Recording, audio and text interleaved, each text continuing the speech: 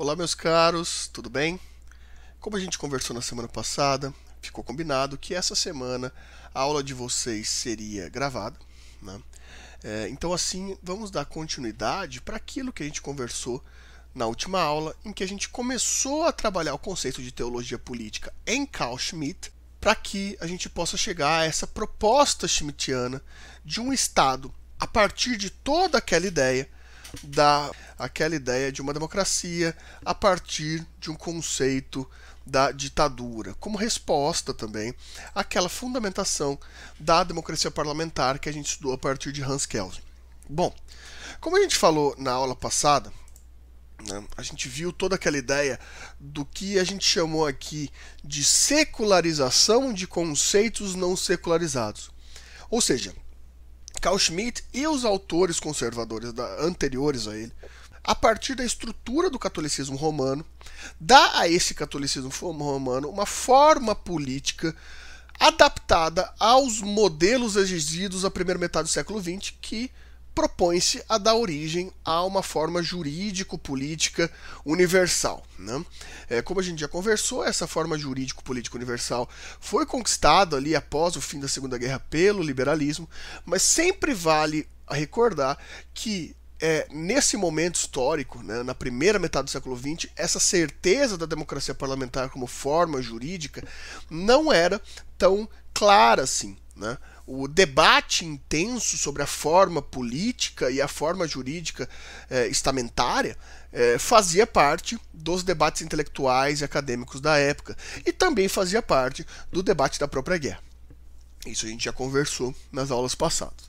Bom, a gente falou da ideia central da forma política do catolicismo romano adaptada a partir da ideia do complexo opositório, né? Vocês podem rever no vídeo anterior, né? Aquela ideia da substituição da representação presente na democracia parlamentar pela ideia de vicariedade, né? Da secularização do termo de vicariedade.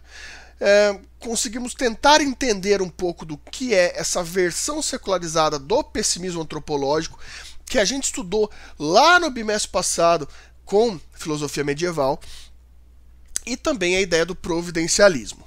Ora, a partir disso, meus caros, então a gente pode dar continuidade agora, entrando diretamente, né, sobre esses conceitos que a gente atribuiu nessa última aula, a obra, ao pensamento estrutural de Carl Schmitt, né? É interessante para a gente determinar aqui como que Carl Schmitt introduz, né, o seu pensamento no seu livro Teologia Política, né? Se Teoria Pura do Direito para Kelsen é estatuído como seu principal livro, como sua principal obra teórica, apesar de existirem tantas outras tão importantes quanto, Teologia Política também vai ser colocada no patamar da obra mais importante desse tempo de Carl Schmitt. Outras obras, como Crise da Democracia Parlamentar, Conceito do Político, Catolicismo Romano, A Ditadura, são obras que também têm a mesma proporção de importância, assim como Kelsen também vai ter Teoria do Direito do Estado, Teoria Geral das Normas, a Democracia, uma obra extensa em que a gente vai poder ter alta referência, mas em Kelsen a gente atribui essa importância à Teoria Pura do Direito, e em Carl Schmitt a gente vai atribuir essa importância à obra Teologia Política, que está disponibilizada para vocês, né, na biblioteca. Carl Schmitt abre esse livro da seguinte forma: Souverän ist, wer über den Ausnahmezustand entscheidet, que a gente pode traduzir aproximadamente como soberano é quem decide sobre o estado de exceção. Vejam, meus caros, o que este autor ele quer dizer a partir desses conceitos que a gente já atribuiu na aula passada, a respeito dessa ideia de esse soberano sendo aquele decisor, aquela imagem decisora sobre quem decide sobre o estado de exceção. Ora, meus caros, talvez o primeiro conceito que a gente deve observar para entender essa frase, que é central no entendimento da teologia política de Carl Schmitt, né, deva ser a ideia de nomos. Ora, nomos, palavra grega que talvez a gente possa atribuir um sentido de medida, né? Porém, num sentido um pouco mais aprofundado, a gente pode encontrar em nomos o sentido de medida originária, né? Medida originária, aquilo que originalmente, genealogicamente, traz essa mensuração. Nomos, para Carl Schmitt, pode representar a ideia do dever ser que Kelsen vai trabalhar lá atrás. Por quê? Nomos, ao mesmo tempo que vai ser traduzido como essa medida originária, também vai ser a palavra que vai dar origem ao termo grego para lei. Nomos, para o Schmitt, vai ser a possibilidade de uma medida de espaço de poder, ao qual vai estatuir o espaço de poder atribuído a determinada nação. Bom, e como se daria essa medição do nomos, né? Esse nomos do espaço de poder que traria legitimidade ao Estado sobre sua soberania. Como se dá isso? Porque vamos entender o seguinte. Lembram-se, vamos revisar rapidamente. Lembram-se em Kelsen que a gente encontra soberania a partir da relatividade da própria soberania?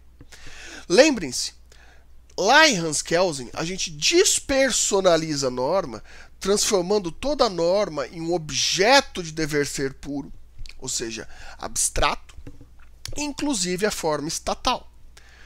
E o que legitima essa despersonalização é justamente a ideia de liberdade, a ideia da forma contrato, o pacta sunt servanda. Que a gente chamou isso, a gente atribuiu isso à cadência da Grundnorm, ou seja, da norma hipotética fundamental, da hipótese normativa fundamental. Ora, para o Kelsen, a soberania ela traz, assim como a liberdade contratual lá em Rousseau, uma limitação, né? A liberdade, né, você atribui as suas limitações de liberdade, ou seja, ao espaço do outro, ao oikos do outro, você atribui essa limitação de liberdade para que você possa manter a sua própria liberdade. Lembra-se dessa ideia? Para que você possa ser livre, você objetivamente deve também reduzir a sua liberdade frente ao oikos da liberdade do terceiro, né? Limitando a sua liberdade quanto ao terceiro, você limita a liberdade de terceiro quanto à sua. Ou seja, a garantia da manifestação da liberdade se dá a partir da limitação de liberdade. Isso a partir da ideia de contrato, né? Assim como num contrato de compra e venda, as vontades atribuídas também são vontades limitantes. Lembram-se disso? Pois bem, em Schmitt, esse conceito ele é uma contradição. Schmitt observa para a gente que se a gente atribui uma soberania relativa ao Estado a partir de sua limitação de liberdade, a gente perde a ideia de legitimidade.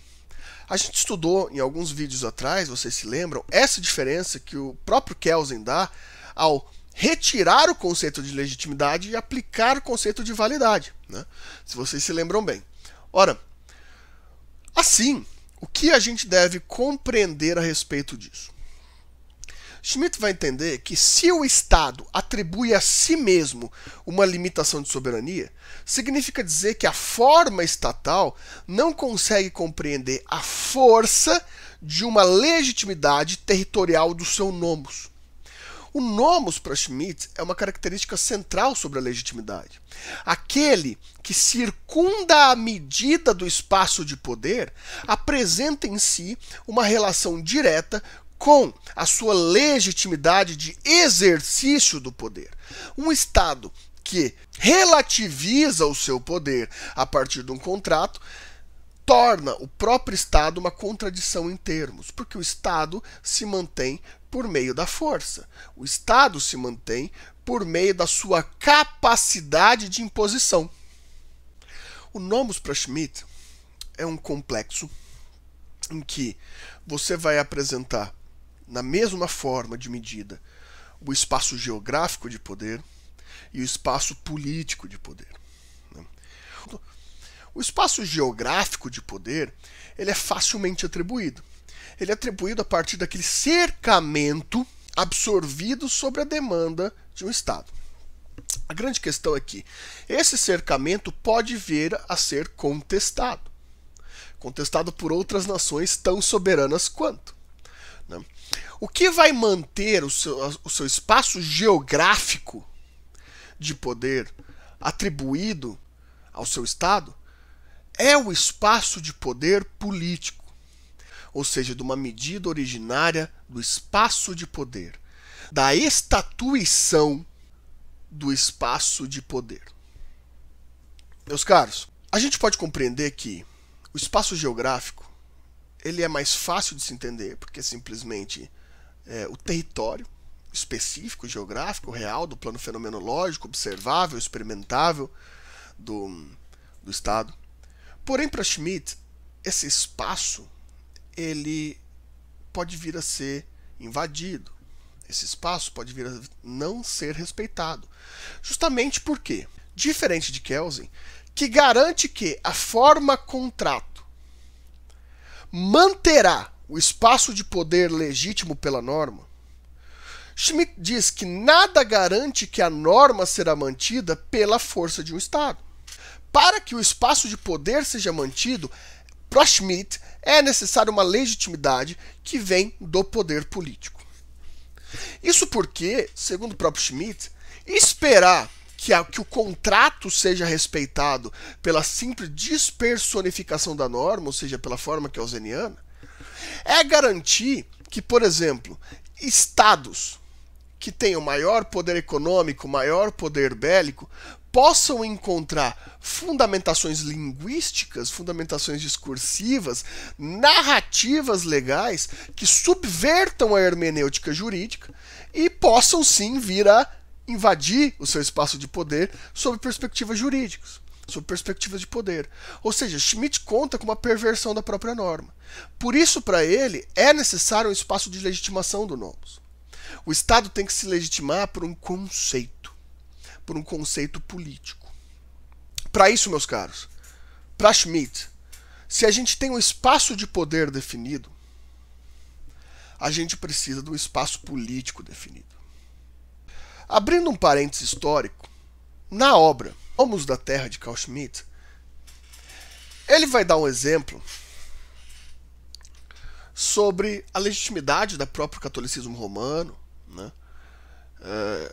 Dar a invasão política de estados não cristãos, não, como estados muçulmanos, né?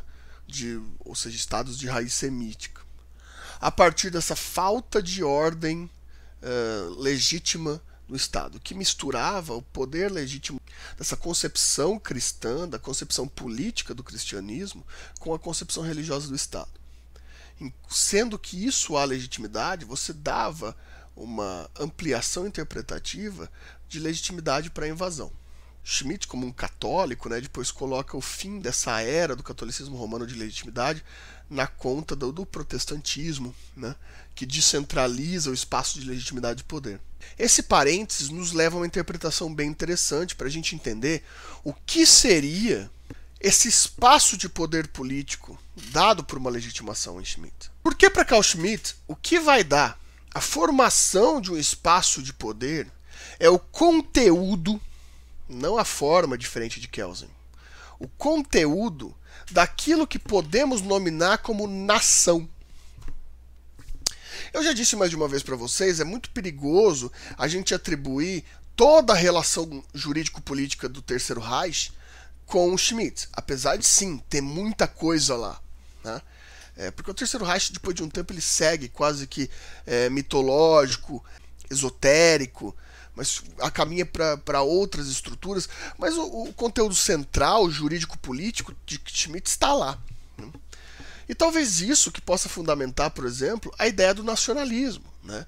O Partido Nacional Socialista, né? O Partido Nazista, essa socialização de uma nação nacionalista, traz um conteúdo político-filosófico muito importante. O que define uma nação não é o que define o espaço de poder geográfico ou jurídico de um Estado. Em Schmitt, o conceito de Estado presente em Hans Kelsen a partir de Estado de Direito relativo à norma nunca pode trazer em si o conceito de nação. Porque nação é a conjunção de um plexo tricotômico formado pelo Estado, por um movimento e por um povo. Staat, Bewegung, Volk. Esse estatuto piramidal, ele vai nos trazer a realização de uma construção do espaço de poder político. Havendo o espaço de poder geográfico, o espaço de poder político se deve à conjunção destes três fatores. Por Estado, a gente pode compreender o seguinte: a partir do nomos do poder geográfico, a norma, sim, a norma, porque é essencial que a norma, assim como em Kelsen, exista em Schmitt. O campo jurídico, ele deve existir no estado da ditadura. Ou seja, o conteúdo jurídico, assim como em Kelsen, que define a estrutura do que constitui um Estado, a Constituição, né? O que constitui um Estado, assim como o nosso conceito de Estado de Direito, deve estar presente. Ou seja, a forma jurídica do Estado. Dentro da forma jurídica do Estado, a gente vai ter os conceitos próprios do Estado. A gente precisa muito mais do que a forma jurídica do Estado. Bom, essa forma jurídica do Estado, ela não vai poder ser definida pela sua validade, como em Kelsen. Essa forma jurídica do Estado deve ter em si a presença de legitimidade. E essa legitimidade vai ser apresentada por um princípio identitário entre movimento e povo.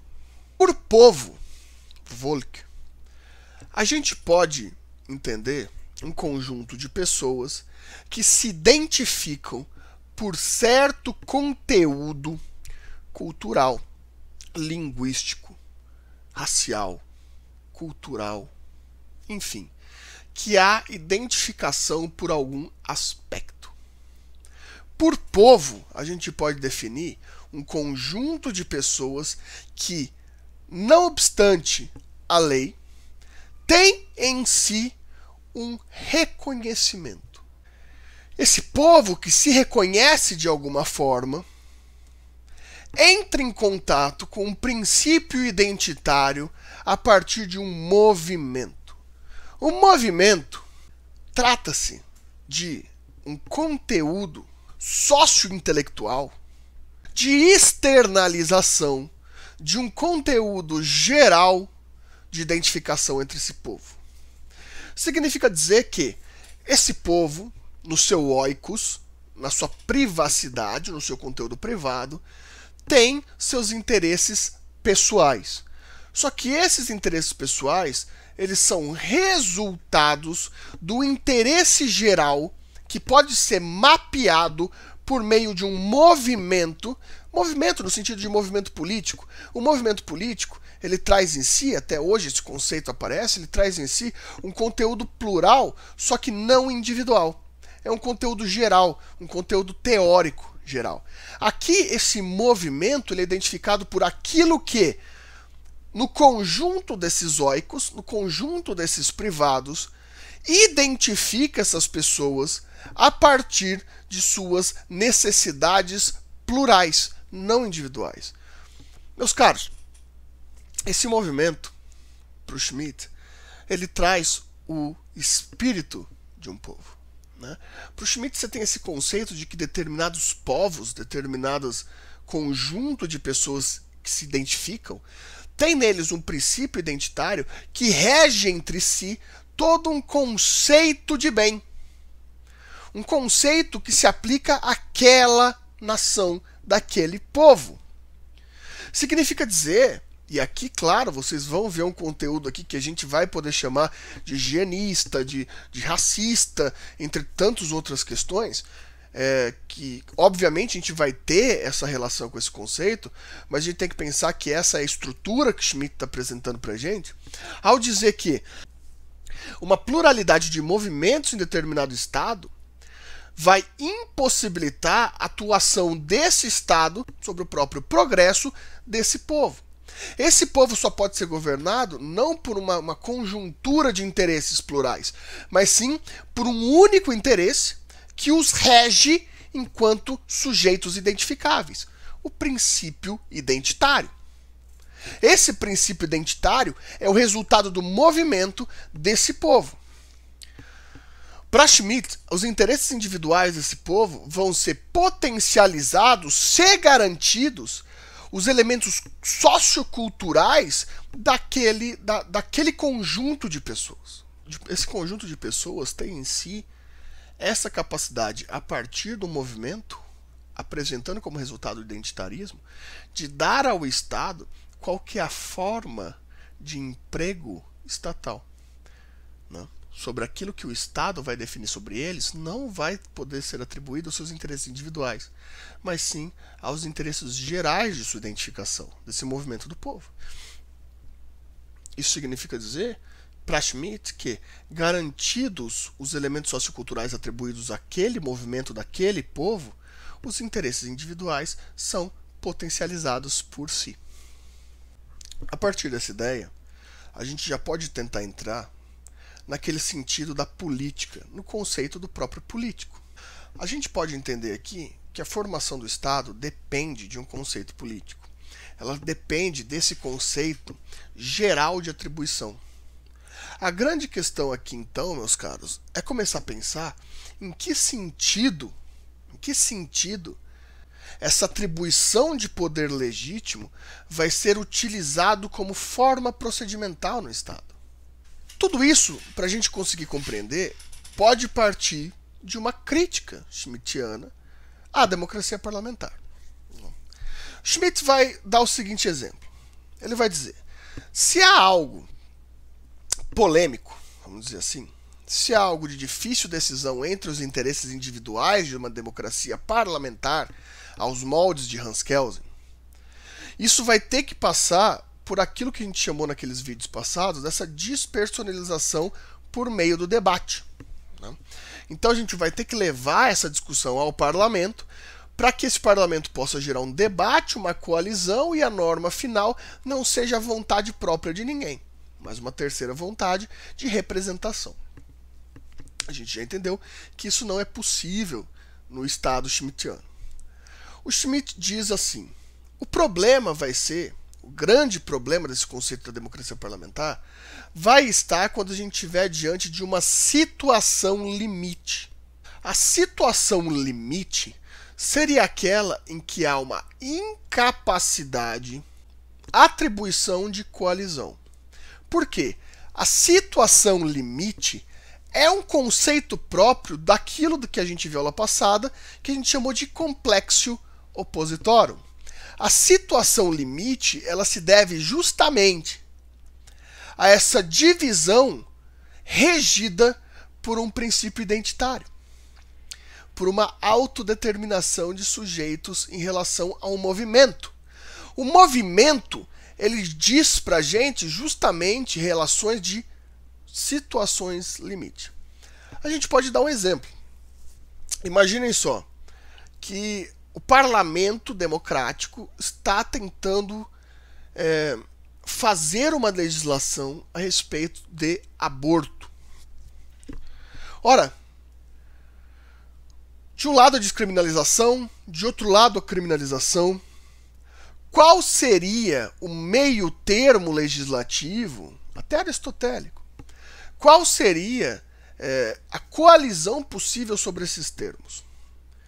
Se a gente liberar um pouco de um lado ou do outro, a gente ainda vai estar ofendendo o movimento de defesa de um dos lados sobre essa legislação. É algo que está estatuído por uma estrutura maniqueia, de sim e não. Esses conceitos, para Schmitt, são chamados de situação limite. Esses conceitos, eles, segundo Schmitt, não são enfrentados pela democracia parlamentar. Segundo Schmitt, a democracia parlamentar, quando está diante de um conceito limite, a atividade legiferante age a partir de fórmulas de compromissos dilatórios.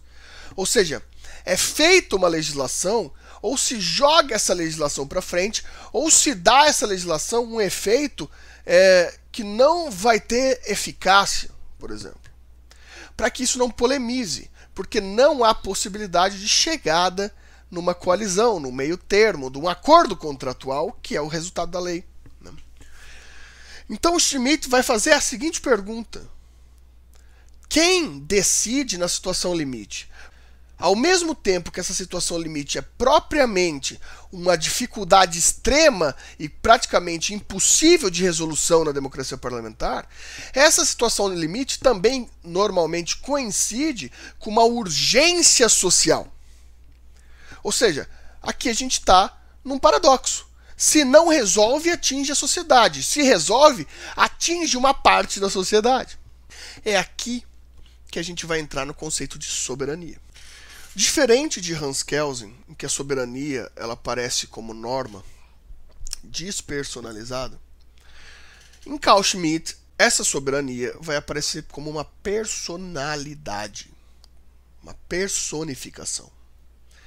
Essa soberania vai aparecer na forma de um indivíduo, daquilo que a gente pode chamar de indivíduo aclamado pelo movimento do povo, do indivíduo que representa o movimento, não o indivíduo que representa vontades ou não, que representa o movimento. Justamente porque esse indivíduo ele não vai ter capacidade de decidir o tempo todo a ponto de suas vontades individuais sobrepujarem o interesse coletivo. Ele vai estar ali para decidir na situação limite. Esse sujeito aclamado, no movimento da situação limite, ele vai decidir sobre os aspectos do movimento identitário. Esse sujeito aclamado na Alemanha, vocês devem lembrar, no Terceiro Reich, foi chamado de Führer, né? A gente teve o Dolch também na Itália e assim por diante. Mas a ideia de um sujeito que na situação limite possa decidir. Essa decisão é um conceito central da teologia política, que inclusive vai ser chamada de decisionismo político. O decisionismo, a decisão, segundo a decisão, ela vem do nada. A decisão vem ex nihilo. Por quê? Porque essa decisão ela não precisa de uma validade, ela depende de uma fundamentação interna desse movimento do povo. Significa dizer que em uma situação limite, o soberano entra em jogo e decide sobre aquela situação. É interessante a gente pensar que para o Schmitt, o soberano se encontra dentro e fora do Estado. Justamente porque ele só age no momento da situação limite. Ele só age intervindo na situação limite por meio de uma decisão. Por isso que ele precisa do movimento de ditadura, de ditar, do dictatura. Ao enfrentar uma situação limite, ele vai precisar exercer o seu direito de ditar o estado de exceção. Voltamos à frase. Soberano é esse indivíduo que, no momento da situação limítrofe, decide sobre a suspensão da normalidade, a suspensão da lei. A lei existe, assim como no movimento kelseniano, a lei existe. Porém, diante de uma situação limite, ele decide pela suspensão dessa norma. Isso a gente vai chamar de estado de exceção, a suspensão normativa. Leiam comigo essa citação de Schmitt. É nisso que reside a essência da soberania estatal, que, portanto, define-se corretamente não como um monopólio da força ou do domínio, mas, juridicamente, como um monopólio da decisão, em que a palavra decisão é empregada num sentido genérico passível de um maior desdobramento. O caso de exceção revela com maior clareza a essência da autoridade estatal. Nesse caso, a decisão distingue-se da norma jurídica e, formulando-a paradoxalmente, a autoridade, que prova que, para criar a justiça, ela não precisa ter justiça. Bom, aqui nós temos o fundamento da ditadura. E olhem só se vocês conseguem observar junto comigo. Aqui a gente tem os fundamentos secularizados sobre conceitos não secularizados. Observem comigo. O princípio da decisão, né, daquilo que se decide, de que se age sobre decisão ex nihilo, se relaciona com a ideia do providencialismo. A ideia do identitarismo se relaciona com a ideia dos eleitos. A ideia do estado de exceção, que funda a decisão sobre uma situação limite, se relaciona com a ideia de complexo oppositorum. O fundamento da ditadura se relaciona com a memória do reino, a partir da glória.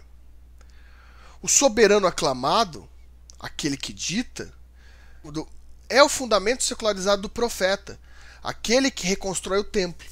Com isso, a gente tem a definição da teologia política do Estado decisionista de Carl Schmitt secularizando conceitos não secularizados. A atuação do ditador no exercício do estado de exceção, justamente pela essa memória do providencialismo, se dá em Carl Schmitt a partir de uma relação que ele vai chamar de amigo-inimigo. Significa dizer que essa relação ela vai definir aquele que está de acordo, aquele que se coaduna com o espírito do povo, ou seja, aquele que se coaduna com o movimento do povo na formação da função Estado, ele está sob a égide daquele soberano. Aquele que não está de acordo caminha para exceção. Não significa algo pessoal, mas sim de identificação. Você age na exceção sobre aquele que não está de acordo com a relação identitária da nação. Aquele que não concorda, que não se institui no movimento identitário, é aquele que não faz parte daquele movimento cultural, portanto não deveria estar fazendo parte daquela nação. Ela também se coloca fora da nação. Por mais que ela seja nascida no Estado, por exemplo, e tenha uma categoria jurídica de cidadania e de nacionalidade, ela não se coaduna com o movimento do povo, portanto não tem legitimidade nacional. Com isso, esse indivíduo ele caminha para a exceção. Vejam essa citação aqui de Gilberto Berkovitch. O conceito do político de Schmitt não é substancial, mas uma relação definida pela distinção entre amigo e inimigo. Uma categoria a que poderiam ser reduzidas todas as ações e motivos políticos. Essa distinção não é privada. O inimigo não é um oponente pessoal. O inimigo não é um oponente pessoal, mas um adversário público, que desafia a existência continuada do povo concreto. É aquele que não importa seu conteúdo jurídico, mas seu conteúdo segundo o Estado, movimento e povo. Sim, Kelsen, o guardião da Constituição é a Corte Constitucional por meio do controle da constitucionalidade. Fica claro pra gente que o guardião da Constituição é esse indivíduo que se encontra fora do Estado até o momento do estado de exceção, ou seja, da decisão sobre a situação limite. Para Schmitt, existia um controle de constitucionalidade terno, institucional, dentro do estado de normalidade, seria uma contradição. Ele diz que quando Kelsen prevê um tribunal constitucional defendendo a inconstitucionalidade da própria Constituição, ele está prevendo que a Constituição não se autorregula, que o Estado parlamentar ele vai ser excepcional dentro da normalidade. Por isso ele personifica o soberano num sujeito. Por isso que ele entende que se há um conflito limítrofe, esse conflito tem que ser definido pelo estado de exceção e não pela normalidade. O processo constitucionalizante para o Schmitt vai ser pela forma da ditadura e pela possibilidade da lei marcial, ou seja, a força do Estado representada sobre a situação que não coaduna com a normalidade, que tira a normalidade da ordem. Por isso que a ideia de normalidade sempre está intimamente ligada, em Carl Schmitt, com a ideia de que não há situação limite. Se há uma situação que é disruptiva quanto à ordem normal da lei, aí a gente tem a necessidade da implementação ditatorial do estado de exceção por meio da decisão de soberano. Bom, meus amigos, com isso a gente encerra nosso estudo sobre teologia política de Carl Schmitt. Eu fico à disposição para as dúvidas de vocês. Vocês sabem onde me encontrar, pelo e-mail, pelo WhatsApp. Qualquer coisa a gente também pode marcar uma aula para tirar as dúvidas. Isso fica a critério de vocês. Mas eu espero que vocês possam entender esse conceito, porque muitos desses conceitos foram trazidos ainda para o movimento atual pós fim da Segunda Guerra. E eu acho que vocês conseguem perceber essas nuances, esses espectros da teologia política. Bem, no mais, a bibliografia está no AVA de vocês podem encontrar na biblioteca, né? A teologia política, o conceito do político, o catolicismo romano e a forma política, o conceito do político, a crise na democracia parlamentar, várias obras as quais a gente trabalhou nessas duas aulas sobre Carl Schmitt. Bem, agradeço a atenção de vocês, desejo a vocês bons estudos e até a próxima.